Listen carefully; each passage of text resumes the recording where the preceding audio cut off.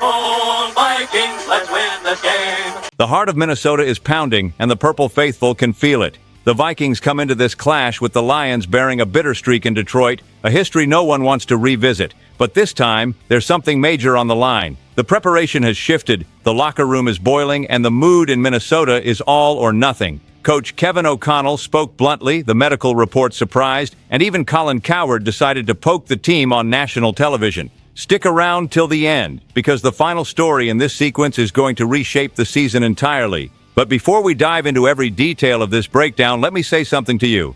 This channel is made by a fan for a fan. So go ahead and subscribe. It's free, it costs nothing, and it does a ton to keep this purple voice alive. Hit the like button too, because that helps YouTube show this video to more Vikings fans who are feeling this just as deeply as we are. And drop a comment, because this space is for every member of the Vikings nation. All right, let's hit what's burning in Minnesota. To start, the truth is brutal. The Vikings haven't beaten the Lions in Detroit in 5 years. 5. That weighs heavy. And the worst part? The team enters as underdogs by nearly 10 points. But there's a plan, a clear script to break this curse. And it all begins with the fundamentals, winning the turnover battle. O'Connell knows that when his team protects the football, the game shifts. But when they hand it over, disaster follows. Then there's the other point that irritates the fan base the most. The running game has simply vanished. We're 6 straight weeks without anyone rushing for 60 yards. Can you believe that? The coordinator keeps abandoning the run and putting too much burden on quarterbacks who aren't elite. Jordan Mason and Aaron Jones need to carry the ball consistently. This team can't become a slave to the clock. The third point, the most delicate one, J.J. McCarthy. The kid needs to respond.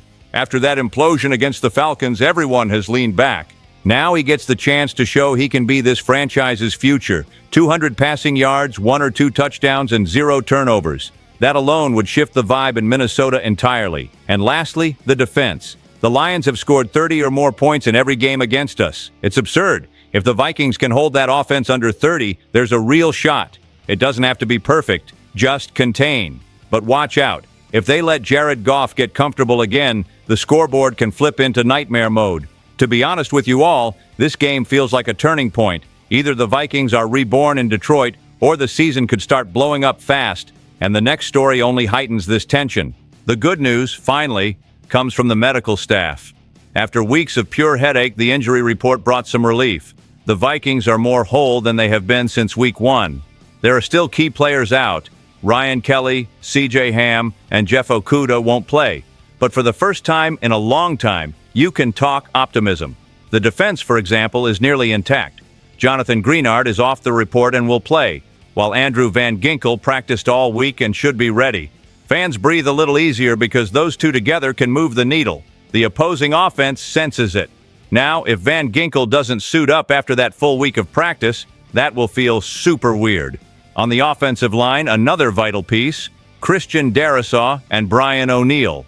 Both alternated between limited and full practices through the week, which signals they're likely playing. If they play, J.J. McCarthy gets the shield he desperately needs to stay upright. But as we've seen, the Vikings medical staff loves caution, and sometimes that cost comes due. Joshua Metellus is the wild card.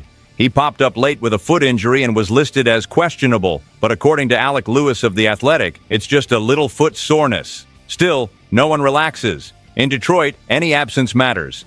If he's out, Jay Ward steps in. And look, the kid has shown personality early this season.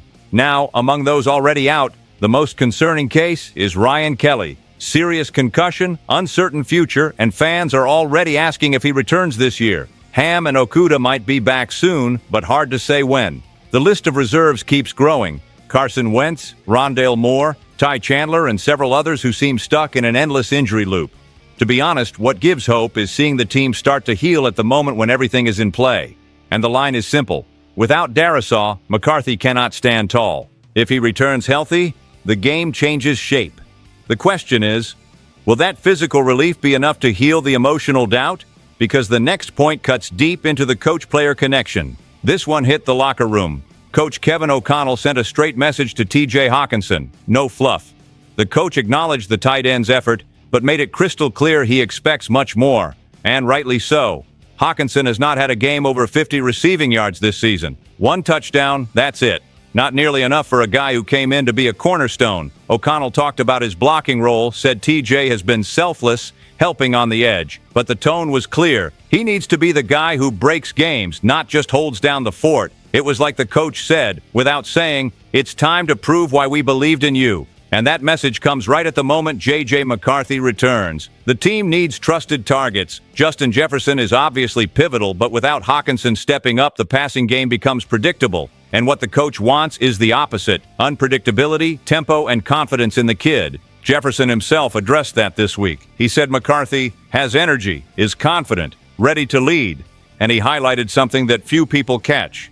Their chemistry is growing again.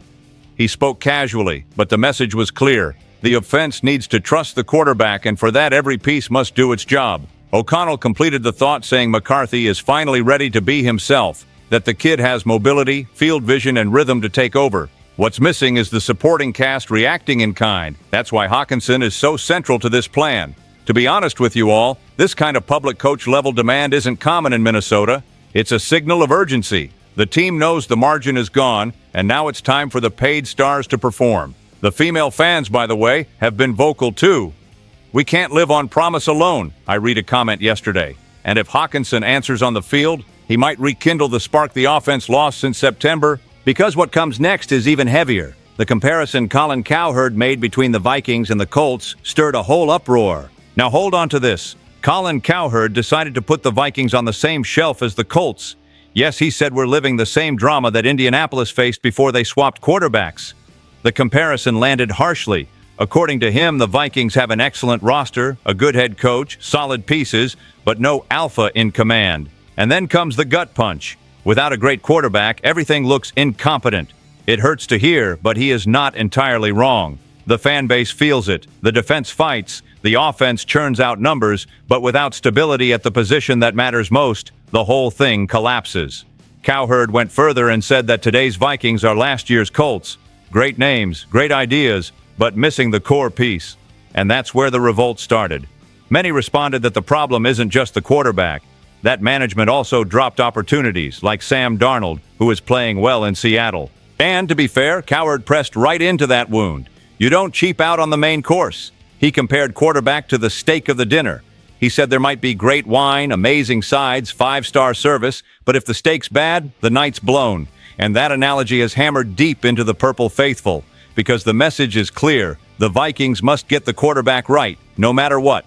And you can't deny the pressure on McCarthy grows each day. Kevin O'Connell tries to shield the kid, but even Justin Jefferson knows that now is real test time. Jefferson spoke of trust, of playing one snap at a time, and of how important it is for McCarthy to stay calm. But everyone knows calm is the one thing so rare in Minnesota right now. The fans are on edge, and every mistake counts 10 times more when the team is trying to prove it didn't miss by the future. To be honest with you all, this comparison to the Colts isn't just TV provocation, it's a warning. Because if the Vikings don't respond, the narrative becomes reality, and the frustration cycle keeps spinning. But what comes next is the real turning point. The game in Detroit isn't just a game, it's the ultimate test for J.J. McCarthy to prove he's the guy. The time of truth has arrived. J.J. McCarthy returns to the field under a weight of purple-colored pressure that few quarterbacks ever face so early in their careers. It's as if the entire franchise's responsibility has been placed on the shoulders of a kid. The fans want answers, management demands signs, and the locker room searches for hope. And the standout thing, he doesn't have to be perfect for this. The Vikings just need glimpses, that spark that makes the fan jump off the couch and believe that the future still exists. Everyone remembers that debut against the Bears when he delivered that comeback with grit and heart. That was when the Purple faithful saw a rare glow, and now want it back. But the clock is ticking. McCarthy must show growth now, read defenses calmly, throw with confidence, make sound decisions. No one expects 300 passing yards and 3 touchdowns, but no one can stomach forced throws and hesitation anymore either. Kwesi Adofo-Mensah knows his job is tied hand in glove with this kid's growth, and if he fails in Detroit, the noise will be deafening. Patience will vanish. The critics will say, "We told you so," and the front office will feel the heat like never before. A disastrous outing now would be the perfect fuel to turn doubt into chaos, and worse, reignite the specter of yet another rebuild. To be honest with you all, McCarthy doesn't have to shine, he just needs to give reason to believe. show that he understands the moment and has what it takes to lead. The fans want to see fight, personality, and a glimpse of what he can become.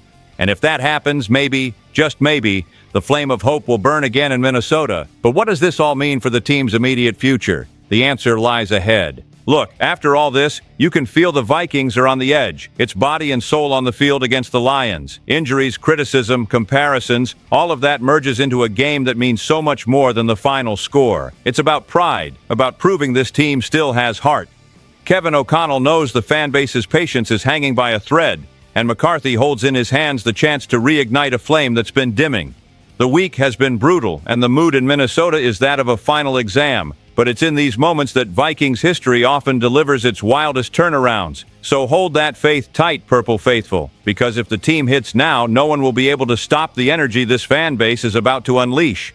Drop your comment. This space is for everyone who lives the Purple Faithful spirit. Stay tuned. SKOL Vikings, let's go.